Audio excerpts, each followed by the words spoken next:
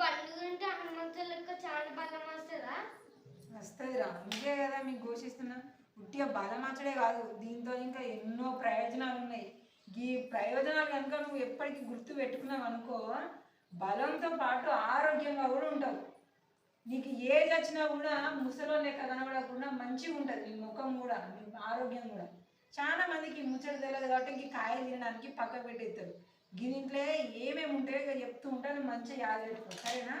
ఇక ఫస్ట్ అయితే ఈ పొప్పుడంకాయ తినడం వల్ల ముందుగా ఈ పొప్పుడంకాయ తినడం వల్ల ఫస్ట్ ఎవరికి ఎక్కువ మంచిది తెలుసా? ఇప్పుడు చిన్న పిల్లలు ఉంటారు కదా, మస్తు చిన్న ఉంటారు, అమ్మ పాలు తాగుతూ ఉంటారు కదా, అట్లా అమ్మ కనుక ఇది తిన్నదనుకో పాలు మంచిగా వస్తాయి. ఒకవేళ ఇంకా పుట్టినోళ్ళకి అమ్మ కడుపులో ఉంటారు కదా పిల్లలు, అట్లాంటి అమ్మలు ఇవి తిన్నారనుకో ఆ లోపల ఉన్న బిడ్డకు కూడా మంచి బలం వస్తుంది.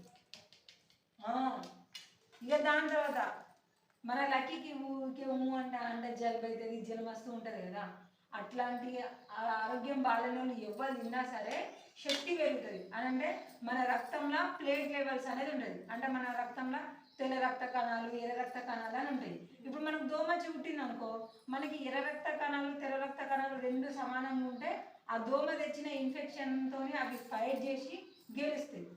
అవి తప్పునే అనుకో గెలవయి. ఇప్పుడు నీకు అర్థమయ్యేటట్టు చెప్పాలంటే, ఇప్పుడు 100 మంది ఎవరైనా ఫైటింగ్ వచ్చిందనుకో, ఒక్కరే ఫైటింగ్ చేయడానికి అనుకో 100 మందిని కొడతారా? కొట్టలేరు.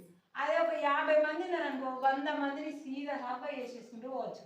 అట్లా మన రక్త కణాలని ఎక్కువ అయ్యేటట్టు చూస్తుంది. అలాంటప్పుడు మనకి ఎలాంటి చిన్న ఇన్ఫెక్షన్ వచ్చినా కూడా ఎంబడే పోతుంది. ఊరికే దావకంలో పోయి హవ్వు హవ్వు అని కుసుకుసు మనకుండా ఆరోగ్యం మంచిగా ఉంటుంది.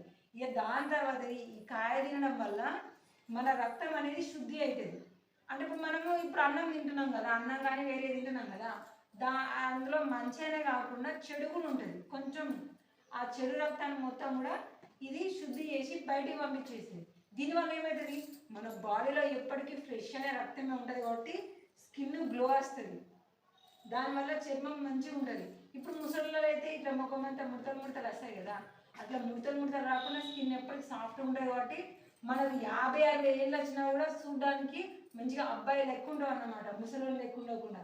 ఇలాంటి ప్రయోజనాలన్నీ ఈ కాయతోనే ఉంటాయి. రోజుకు ఒక్క పీస్ అయినా తినాలి. షుగరు గిగరు ఆవ్యాధి ఇవ్వాలి అని భయపడతారు కానీ ఎట్లాంటి వాళ్ళైనా సరే పొద్దుగాల లేచి ఒక 2 పీసులు తినారనుకోండి 10 గంటల చాలు. ఇప్పటిదాకా చెప్పినవి అన్నీ కూడా పర్ఫెక్ట్గా ఉంటాయి మంచిగా. అమ్మా కానీ మనం ఇది ఒకటి తింటే అన్ని ఎట్లా తినగలుగుతాం రోజుకి? ఎట్లా తినాలంటే చెట్లు పెట్టుకున్నాం మనం. ఎట్లా? ఇగో చెట్లు పెట్టుకోవడానికి కూడా దీని లోపల గింజలు ఉంటాయి. ఇది ఇక్కడ ఉన్నది కదా, దీని మీద మనకు గింజలు వస్తాయి కానీ దీంట్లో రాలే, ఎందుకంటే ఇంకా అంత బాగా ముదిరి పండు వండలే కదా. అట్లా మనం ఒక్క కాయ ఉంచుదాము, ఆ గింజలు వచ్చినాయి అనుకో మనకు బయట ఉన్నది కదా చెట్లు పెట్టుకునేది, అది వేద్దాము. రోజుకు 2 మగ్గులు నీళ్ళు పోయి, పొద్దున 2 మగ్గులు, సాయంత్రం 2 మగ్గులు నీళ్ళు పోసిన అనుకో ఆ గింజ నుంచి వెళ్ళి చెట్టు వస్తుంది. ఆ చెట్టు పెద్దగా ఈ కాయలు బొచ్చడి ఇస్తుంది మనకు. వేరే కూడా అవసరం లేదు. సరే అమ్మా, నేను కూడా రోజు ఒకటి అట్లా గింజలు పెడుతుంటూ, నువ్వు గింజలు పెడుతుంటూ నేను నీళ్ళు వస్తూ ఉంటాను. ఓకే, అప్పుడు పెద్దగా అయిన తర్వాత ఈ కాయలు మనకు బొచ్చడి వస్తే రోజుకొక్కటి కూడా తినచ్చు. కాయ మొత్తం 2 పీసులే కాకుండా. సూపర్ చెప్పినారు.